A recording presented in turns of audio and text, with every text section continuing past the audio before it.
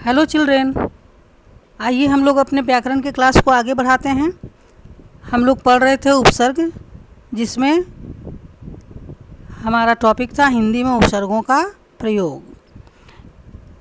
हम लोगों ने पढ़ा था कि हिंदी में 3 प्रकार के उपसर्गों का प्रयोग होता है, जिसमें से हम लोग संस्कृत के उपसर्ग पढ़ लिए हैं। आज हमारा टॉपिक है हिंदी के उपसर्ग और विदेशी उपसर्ग।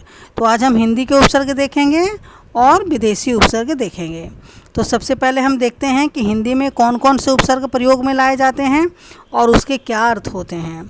तो पहला उपसर्ग है अन। अन का अर्थ होता है के बिना या अभाव।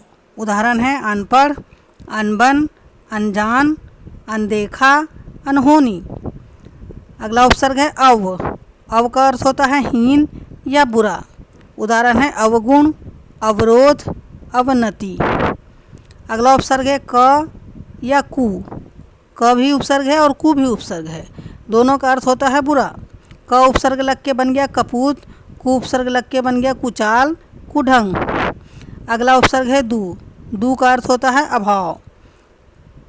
दू उपसर्ग लग के शब्द बना दुबला, दुकाल, दुविधा। आगे उपसर्ग है नी। नी का अर्थ होता है के बिना। उदाहरण हो गया निकम्मा, निडर, निहत्था। अगला उपसर्ग है भर। भर का अर्थ होता है पूरा। उदाहरण हो गया भरपेट, भरपूर, भरमार। अगला उपसर्ग है स। स का अर्थ होता है अच्छा या सहित। उदाहरण हो गया सजल, सपूत, सहित। अगला उपसर्ग है सु। सु का अर्थ होता है अच्छा। उदाहरण हो गया सुडौल, सुजान। अगला उपसर्ग है अ। अ का अर्थ होता है नहीं या अभाव। उदाहरण हो गया अजान, अथाह, अछूत, अमोल, अभाव। अगला उपसर्ग है अध। अध आप लोगों ने संस्कृत में भी देखा था और हिंदी में भी होता है, दोनों जगह अध उपसर्ग होता है। अध का अर्थ होता है आधा। उदाहरण हो गया अध कचरा, अध पका, अध मरा, अध खिला।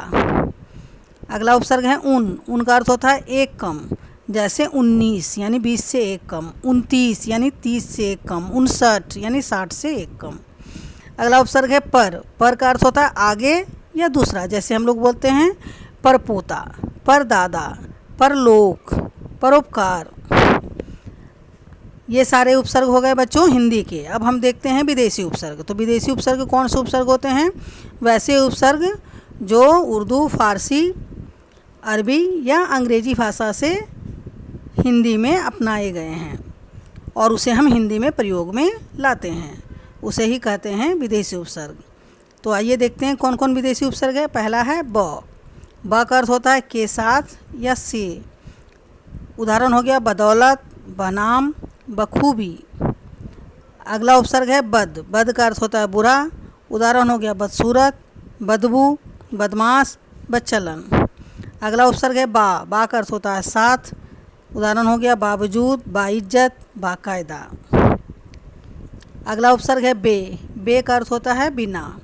उदाहरण हो गया बेवजह, बेगुनाह, बेतुका, बेहोश, बेरहम।